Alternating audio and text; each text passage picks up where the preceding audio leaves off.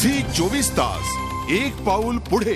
Love is in the air असंच म्हणावं लागेल। म्हणूनच दिग्दर्शक नागराज मंजुळे आता घेऊन आलाय फॅन्ड्री ही आगळी वेगळी प्रेम कहाणी। पाहूयात त्याच्याशी केलेली ही एक्सक्लुझिव्ह बातचीत।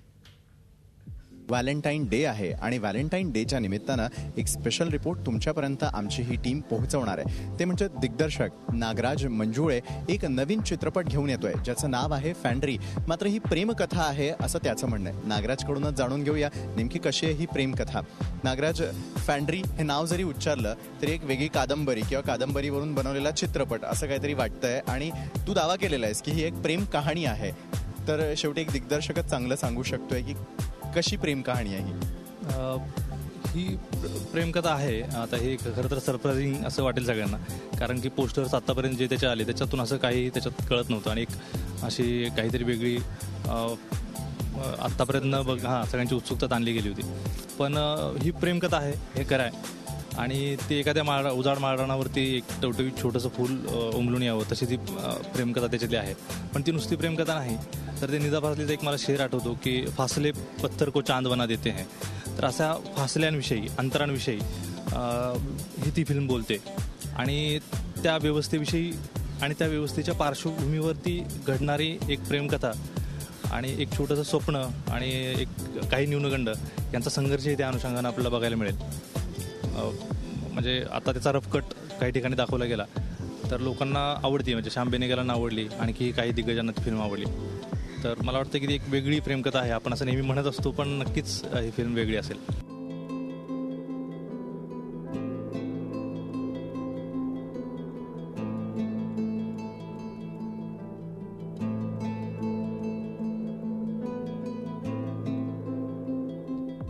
फॅन्ड्री म्हणजे कुठली कादंबरी नाही किंवा तो फ्रेंच शब्दही नाही आणि खरं तर त्याच्यातून आत्ता थोडासा अर्थ म्हणजे हे होईल की फॅन्ड्री हा शब्द महाराष्ट्रातल्या एका भाषेतील आहे आणि हेच आपल्याला माहीत नाही याविषयीच ही फिल्म बोलते आणि त्याचा अर्थ फॅन्ड्रीचा ही फिल्म बघून अधिक चांगल्या प्रकारे माणसांना, लोकांना त्याचं आकलन होईल असं मला नक्की वाटतंय।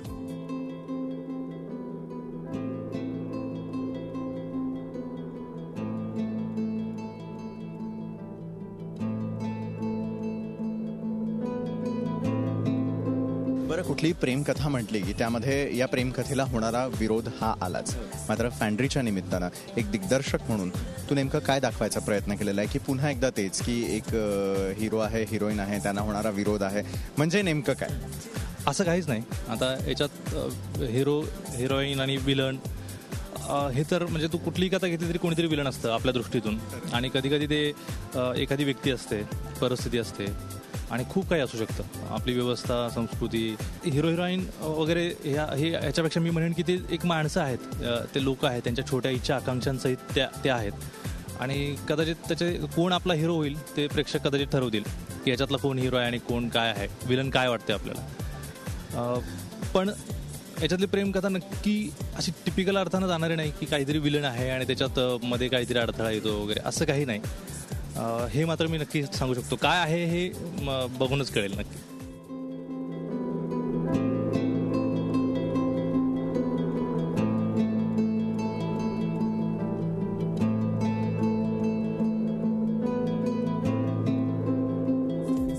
नक्कीच नागराज, ज्या प्रकारे तू म्हणालास की प्रेम आलं की त्या ठिकाणी अंतर आलं आणि खरोखरच त्याच्या चित्रपटाबद्दल प्रेम निर्माण व्हावं म्हणून त्याने देखील अंतर आत्तापर्यंत राखून ठेवलेलं आहे। काहीही त्याने रिव्हील केलेलं नाही आतापर्यंत आणि हा आपण एक्सक्लुझिव्ह प्रोमो जो आहे झी 24 तासवरती निश्चितच पाहणार आहोत। Video journalist Mangesh भिसेसह Vishal Patil, Zee 24 तास, मुंबई। झी 24 तास एक पाऊल पुढे।